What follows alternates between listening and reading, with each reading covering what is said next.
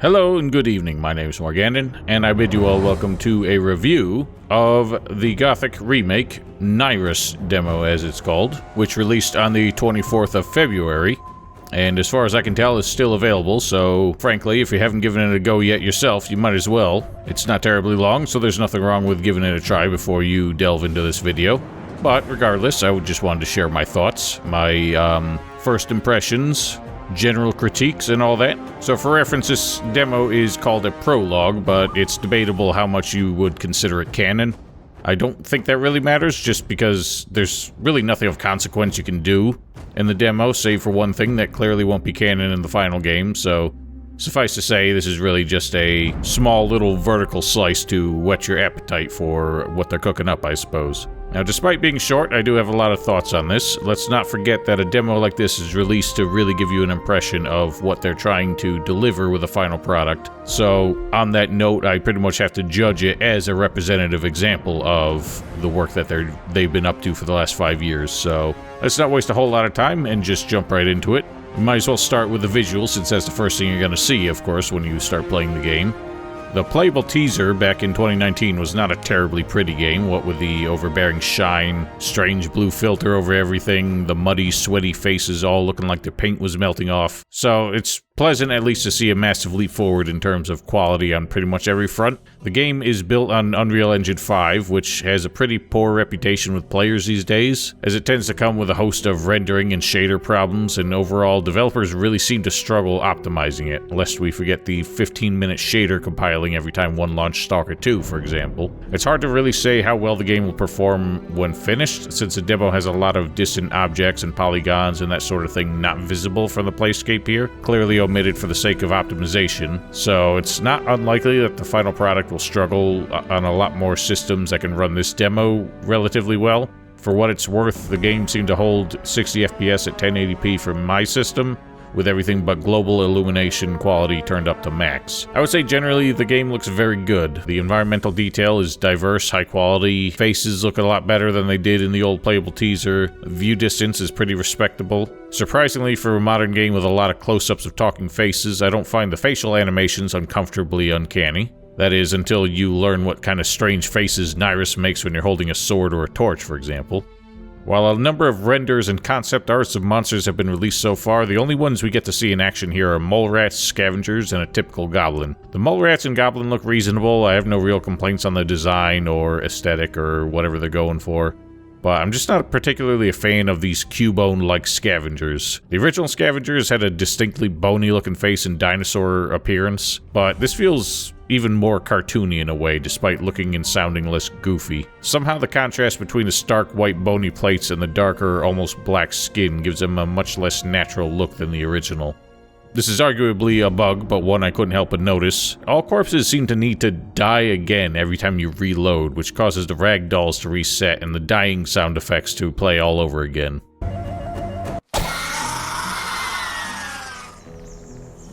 There's plenty of other weird little visual bugs, such as this big white square that would flash up every time I used a heavy attack, or situations that can be really confusing in normal gameplay, such as how you visibly bleed even if you successfully block an attack and take no damage. There's a lot of inconsistency I've noticed in some of the texture quality, particularly on rock faces, for example. Larger surface textures for some reason are clearly at a substantially lower resolution, and I don't know if this is a mistake with the LODs, or they just used a lower res texture for these for some reason. I feel like the range of color is used to reasonably good effect here. Gothic 1, famously, was quite a beige game, and modern RPGs seem to commit to being either extremely monotone or garishly green.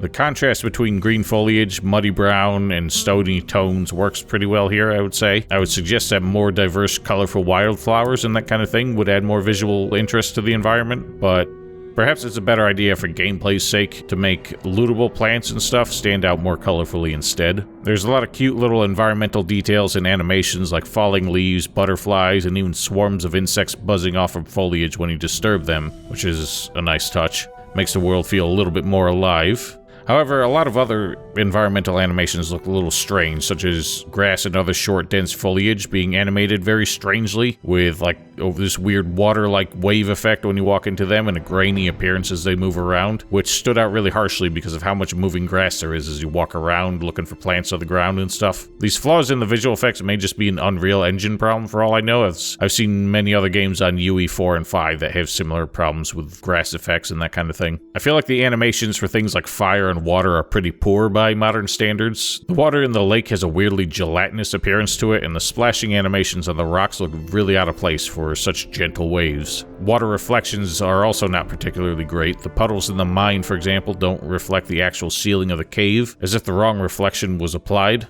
And fire effects are weirdly inconsistent. Handheld torches have this single fuzzy-looking flame effect that isn't affected by motion, while static torches have this grainy 24 FPS looking animation that I feel like is on par with a 10-plus-year-old game like Dark Souls. The way shadows fade in and out as you move around is handled really poorly. Maybe this is just a bug from how the game generates shadows based on distance, but walking through shadows from overhead tree coverage looks really terrible. You can see this line where more detailed shadows are drawn in way too close to the player. Notably, this problem only occurs on the higher shadow settings, as low-quality shadows didn't have this clear drop-off in shadow quality so close to the player, since they were just low quality at any distance. The barrier, arguably the most important visual element of the game, has a lot of flaws that stand out to me. The streaks across the sky have a lot of this weird artifacting and jagged lines that make it look like a terribly compressed aurora borealis. At this time of year, and when you get close to it near the ground, such as at the exchange place you start at, there's this really obvious separation between the skybox effect and the approachable surface that just looks like a wall going straight up into the sky until it fades away.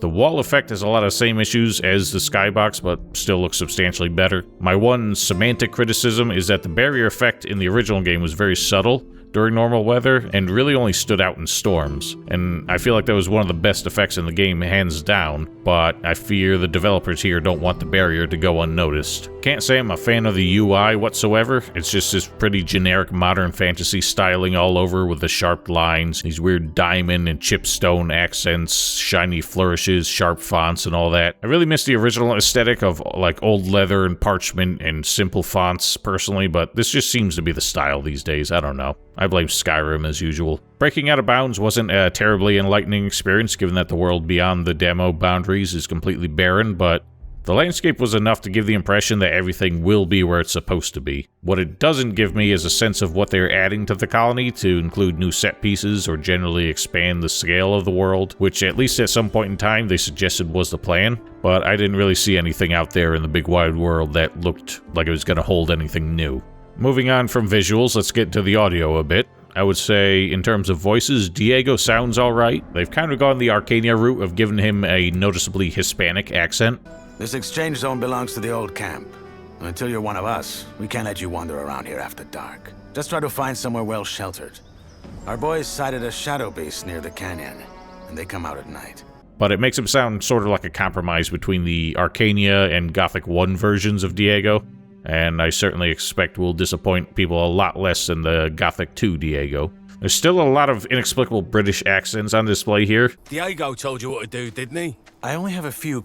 Piss off! Now, I may be an odd man out on this front, but one of the reasons Gothic stood out to me back in the day was a choice of mostly American voice acting, with some rather eccentric performances, and the choices here still make the game feel like it can't shake off the desire to fit in with a more traditional fantasy RPG. More importantly, though, the actors still don't seem to have been coached on the pronunciation of some of the original names in the game, like Carinus, Beliar.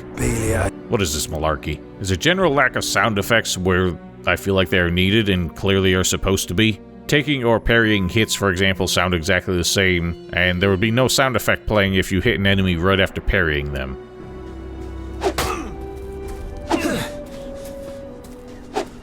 Same thing with this curious new interaction of throwing your torch into the ground. I feel like the music we get to hear in the demo is a pretty faithful recreation of the classic music from what I can hear. I generally give it a thumbs up, but I feel in a couple circumstances the higher quality VSTs and instruments Kairos and Krantz has at his disposal now stand out a bit too much and slightly undermine the subtlety of the original tracks. This does feel like nitpicking though, and nothing about the music in the demo stood out as unpleasant. Now, there's several tracks supposedly in the demo files that people have extracted and put onto YouTube, I can only take their word for it that they are real, but they do sound like the handful of samples that they've included in some of the podcast episodes. Since they aren't in the playable part of the demo, I'm hesitant to really critique them here, but there's a few examples I feel like are more unique rearrangements done for the sake of variety, and I can't help but find them a bit more questionable. I enjoyed the ambient audio as you walk around the world here. There's a few dynamic elements such as wind near the cliff sides and cicadas buzzing near shrubbery, but there's a few things that weren't really considered, such as songbirds being audible inside the mine segment just because they were present on the plateau above it. That's about all of my thoughts on the more superficial elements of the demo, so let's move on to the meat and potatoes. Immediate gameplay gripe, but no inputs can be rebound in the demo. I have to assume that this will change in the final game, but it was disappointing as some of the defaults were not to my liking. There's now a sprint button in the game, and sprinting seems to be unlimited, so you can just hoof it pretty much forever. I am a bit concerned that this sprint will actually undermine the challenge of the gameplay a little bit, since without any limitations on it, you can pretty much run away from any encounter, and none of the enemies in this demo really seem to be able to keep up with you. This is going to be more of a problem when we get to the combat section specifically, but in general I just feel like the animations in this demo are a bit too slow, making everything feel sluggish for no good reason. In an egregious example, looting corpses in particular ends with a needlessly long 3-second standing up animation before you can move again. For some reason, the demo seems to force you to walk in interior environments such as the shack at the exchange place. I don't know if this is going to be present in the final game, but I hope not because this is really annoying. You can swim and dive again and now even loot things underwater, which is a new feature of the original. For some reason, cooking has this progress bar when you select an item, and even better, it lingers for several seconds after it fills. Given that cooking is completely passive and has no chance of failure or anything like that, this is all just wasted time for no good reason. Items can be assigned to quick slots, but annoyingly, as if this was some shitty Bethesda game, the slots are limited to a maximum of 8, instead of 1 through 0. Now, this might just seem like a modern convenience feature, but this does mean that, compared to the original, you can actually use healing items on the run, which is another feature I feel like enables you to cheese fights by just kiting enemies and quaffing consumables. And this is a shame because I feel like that's a big reason why Piranha Bytes games generally got easier as you went along. A strange thing, probably a bug, but items like cooked meat could not be assigned to a quick slot for some reason. Torches now occupying your right hand instead of your left hand, which didn't really matter in the original anyway because you had to drop your torch to draw your weapon. This time, however, the torch itself can be used as a weapon. You can't jump with a weapon drawn for some reason, and you also can't save the game with a weapon or a torch equipped. I could not possibly tell you why. Food items, when consumed, will heal over time rather than instantly, which I suppose makes them more like provisions from Risen 2 and 3, albeit not all lumped into the same inventory item like those games. It didn't seem like sneaking had any effect on anything in the demo. NPCs didn't react to me doing it, and monsters seemed to detect me from any distance regardless of which way they were facing. There's no way to advance the demo to nighttime to see if sneaking around sleeping monsters is more effective. NPCs themselves don't seem to react to monsters until they're within like 2 or 3 feet of them for some reason. NPCs will react to you having a weapon drawn, but not all of them will say anything. I ran into an interesting bug where a character was supposed to start fighting with me, but then complained that I had my weapon out. When I started hitting him, he just wouldn't fight back. Let's dance. You already said that. Put that down. Put it down, we're fighting. Ain't we dancing? What? Are you stupid? Hey, you. Well fought. What? You're getting there. Anyway. Good chat. What? Are you stupid? Monsters will threaten you when you get near, but notably you have to fall back quite a ways from when they start to threaten you in order to avoid them charging. They seem to follow you quite a bit, but they do have a leash distance at some point and it is weirdly rigid. I couldn't get an enemy to deliberately walk past it. While I was testing how NPCs react to monsters approaching them, I noticed that they will just stop following you based on how far from their home position you are, not based on your distance from their current position. They will stop and threaten you, but so long as you're past the leash threshold, they won't attack you unless you get right in their face. I hope this is just a demo thing, because if this is in the final game, then that means enemies really don't pursue you very far. While the demo would let you fight and defeat any NPC you encountered, a substantial improvement over the playable teaser, it only lets you kill or loot a specific one of them. However, knocking down any other one seemed to break their interactions, as they just wanted to kill me every time they saw me afterwards. Hey, Ugly you. bastard! What the fuck, Diego? This actually did break progress in the demo at one point when I did this to a character I was supposed to just talk to in order to complete it, who either killed me on sight or just disappeared when they were supposed to show up. Don't mind the aggro range being a bit far away. What? Okay, I see what's happening here. Owie! Okay, fuck you. This was actually amusing because Kai Rosenkrantz himself was in my livestream chat and suggested I practice combat on this character, so I think he was a little embarrassed when he realized his suggestion had soft-locked me. Well, now we know, Kai, and we can, note that for the future. Well, Alchemia is definitely never going to give me a review copy. I'll just make the game look bad. Jumping is a bit wonky, particularly if you collide with an object, as your character just seems to keep spinning away from it. This can make jumping onto things really annoying if it doesn't have a specific climbing animation. However, jumping towards a climbable ledge will grab onto it and climb without you having to position yourself for a specific interaction with it like in the original games. On that note though, the climbing seems a lot less free-form than it did in the original. Surfaces you can climb on are clearly indicated by a sharp 90-degree angle akin to Risen 2 and 3, and I haven't found any less obvious handholds that let you climb them outside of the few that get you to the upper plateau. Maybe this was deliberately limited to prevent easy boundary breaking in the demo, but it doesn't exactly bode well. Otherwise, the demo feels sorely lacking in other interactions that will obviously be present in the final game, so it just makes it impossible to judge them. How expansive will things like alchemy or smithing be is anyone's guess at this point.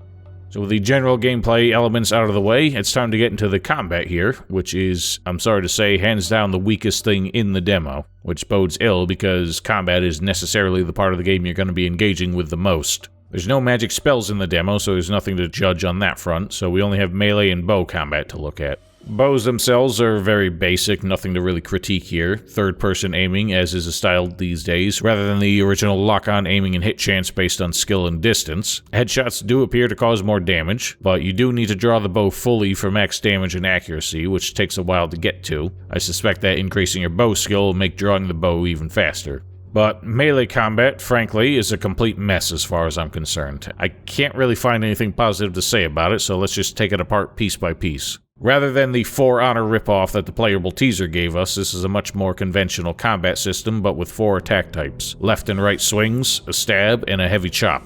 I couldn't find any major functional difference between these, frankly. The stab maybe has slightly more reach, and the chop clearly does more damage, but none of these seem more likely to cause an enemy to flinch or anything like that. You can combo basic melee attacks up to 3 times if you train the skill, and can include the stab or the chop in the combo, except that you can't follow up the chop with any other combo attacks. We don't have any way to train the two-handed weapon skill in the demo, so our look at that is also limited. The one-handed skill is increased in the demo by having a practice fight with Kurgo. Untrained combat, as you can imagine, is intentionally sluggish. You can't change combos in any way, much like the original, and you don't have a perfect parry option. Trained combat also gives you the ability to cancel an attack in order to dodge. Unfortunately, trained combat doesn't feel a whole lot better than untrained. Attacks are still very slow to hit after the input, so you have to attack as an enemy is approaching and hope that they just kind of walk into it. Combo attacks feel a little unreliable, as a handful of enemies in the demo, scavengers, mole rat, and a lone goblin, each had the ability to hyper-armor your attacks without flinching, Gothic 3 style, if they committed to a heavier attack.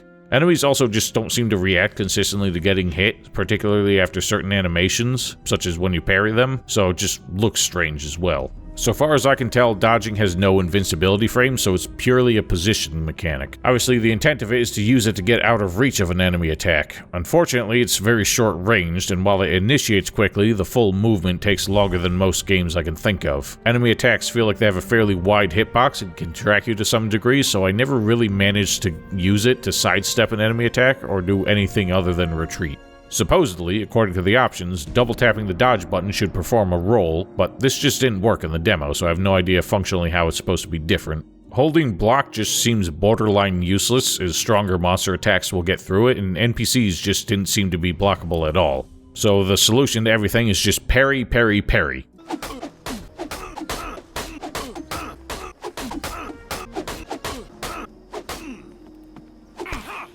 Victory is mine. Parrying is unlocked, at least in the demo, from training with Kurgo. Not all melee attacks can be blocked, but they can all be perfect parried, so no matter what monster you face, they don't seem to be a threat if you can master this incredibly easy technique. The parry window feels extremely generous, and all attacks are telegraphed equally generously, so it's a pretty hard technique to screw up. NPCs will parry you as well, somewhat reliably, but just never seem to follow it up properly, so I never managed to get hit after being parried. Regardless, just parrying them and getting the free hit afterwards prevented this from ever occurring. Attacking after a parry seems to require a bit of a delay between inputs, or else the attack just won't occur. Mashing the attack button for regular combos works just fine though, which is a shame. Some kind of penalty for button mashing really ought to be present. Without a stamina system or anything like that, the best option may be to just slow your animations for timing the combos poorly, a bit like Risen 3, or just drop your combo entirely if you mistime your inputs. This may offend any angry Joes who play the game, but at least it adds a modicum of challenge I feel the combat is generally missing. That said, the lack of challenge was really only apparent to me in 1v1 encounters. As soon as the second scavenger got involved, it felt like game over already. I couldn't find any reliable way to fight off multiple enemies, except to just run around like a coward and try to use the environment to split them up long enough to get in a slap and retreat. You can perfect parry any enemy even if you're not locked on, if they're at least within the front 180 degrees or so of you, but the long recovery from parrying an enemy this way means you'll probably just get hit by the next one before you have a chance to retaliate. In general, I found the enemy behaviors, both human and monster, to be quite boring. They don't have a whole lot of behaviors other than walking towards you and attacking, occasionally making a threatening gesture that one could charitably suggest was designed to feint the player into blocking or dodging early. They often just seem to stand still for several seconds and make no consistent effort to avoid taking hits, which to me is just a hallmark of half-assed RPG combat. Enemies don't move around much or approach very aggressively, so combat feels like you're just squaring off and trading blows regardless of who or what you're fighting. It also just feels like running away is far too easy since monsters don't pursue you very far or very quickly. To me, one of the most impressive things in Gothic 1 and 2 was how different monsters behaved. Scavengers, for example, could be distracted by corpses and would only attempt to chase you away from it as long as you didn't hit them, whereas goblins were more aggressive in groups and tended to strafe around you constantly to make it difficult to land hits. Enemies also felt like they were consistently reacting to your attacks, meaning you had to land your blows at precise times or else be blocked or dodged. So far, I just feel like I'm seeing very little of that here. Enemies are just a bit too passive in general. There doesn't seem to be any kind of enemy ranking or whatever it's called to prevent multiple enemies from throwing attacks at the same time, which I wouldn't necessarily complain about, except that this combat system really has no considerations for group fights built into its basic mechanics. As a result, group fights just feel lousy to deal with.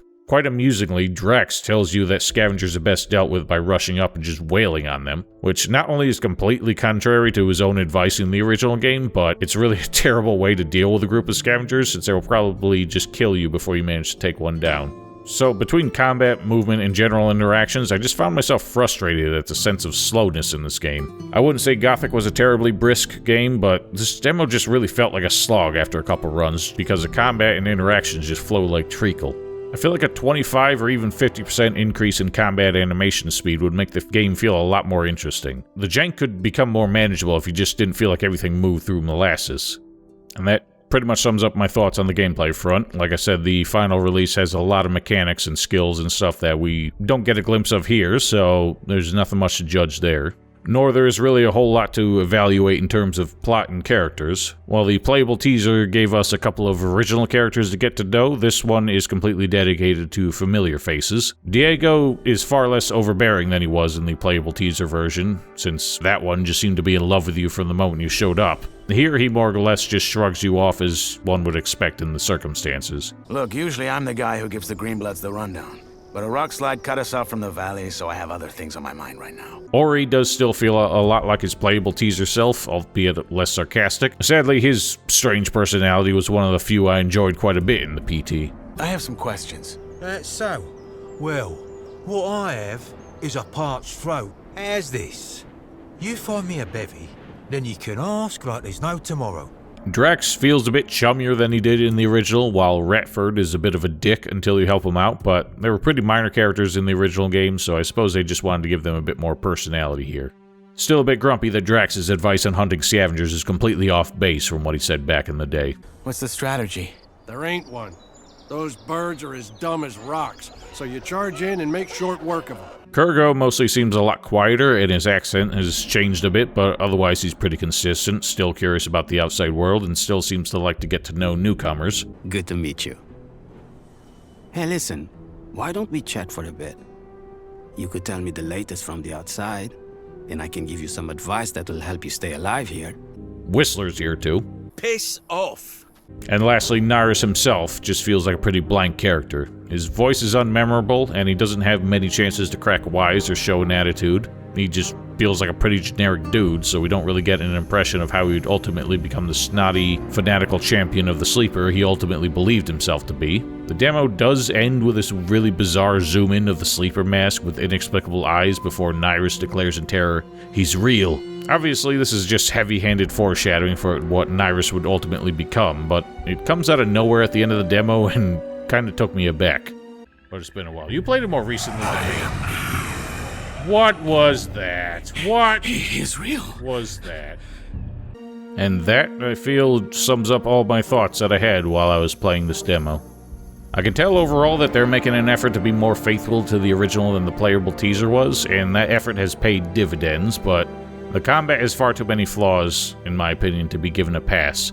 I know we're grading on a weird curve here because the original game tripped over its own obtuse mechanics and strange enemy AI, but by comparison, this just feels bland, uninspired, sluggish, and unrewarding. If the intent is to have more skills that make combat more dynamic, we really don't get a chance to get a glimpse of that in the demo at all. What is present just feels like run-of-the-mill mechanics like dodging and perfect parries, and the enemy behaviors are all just too simple to make any of that feel like a real challenge to utilize, at least until you get crowded by a pecking party of scavengers.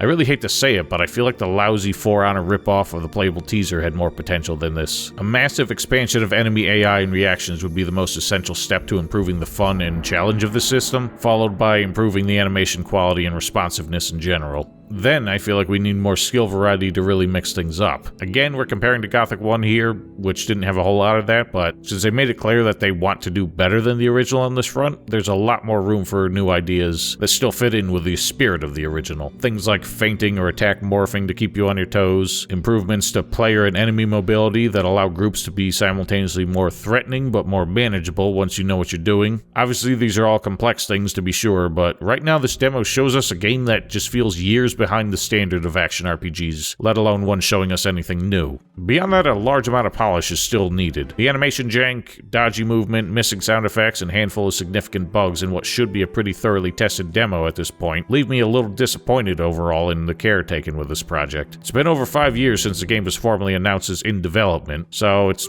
kinda hard to feel confident when a 30-minute demo shows this many rough edges. Overall, it's a far better show of respect to the original game than the playable teaser was, but still a far cry from what it really ought to be at this point. I'm sad to say that I just don't have a whole lot of faith from this demo, but who knows how much more they're cooking up for the final release. Suffice to say, I can't really imagine getting through a 20-plus hour game like this without getting absolutely sick of this combat. The lingering thought that this game leaves me with, though, is the awkward question of asking what the point of this game really is. I don't want to disparage 5 years of earnest work from the studio, most of whom I'm sure are passionate about the project, but I just don't feel the potential for anything electrifying here. The positive comments I have toward it are pretty superficial elements at the end of the day, while the negatives are pretty fundamental to actually enjoying an RPG like this. Ultimately, I just don't feel like it's bringing new life to a sadly neglected and niche franchise that nevertheless meant a lot to a lot of people, based on the small glimpse they've decided represents their vision for the final release. It goes without saying that the scale of the full game gives theoretically infinite potential for both bespoke and emergent experiences that may make this demo ultimately feel like a misrepresentation, but Chef can't blame me for my concerns if their first course came out undercooked. Gothic was far from a perfect game and had a lot of things worth improving, but left an imprint in the history of the medium with its unique vision and mystique, and a good remake should, in theory, elevate the original to the point that it might as well be the de facto way to experience it. Sadly, this demo just hasn't given me much faith that that's what we're ultimately getting. So ultimately, that's where my thoughts come to rest on this topic. Like I said, if you want to play the demo yourself, as far as I can tell, it's still available on Steam, so give it a shot. Let me know what you think down in the comments, and ultimately we'll all just have to wait and see what they deliver to us in the end. If you are interested in my live and unfiltered impressions of the demo, my live stream is still available on Twitch and here on YouTube, linked in the description below. For anybody watching this who's new to the channel, I have long plays / walkthroughs and that sort of thing for every Piranha Bytes game here on this channel, including an ongoing updated walkthrough for Risen 1, with 14 episodes out so far. If you are interested, check them all out.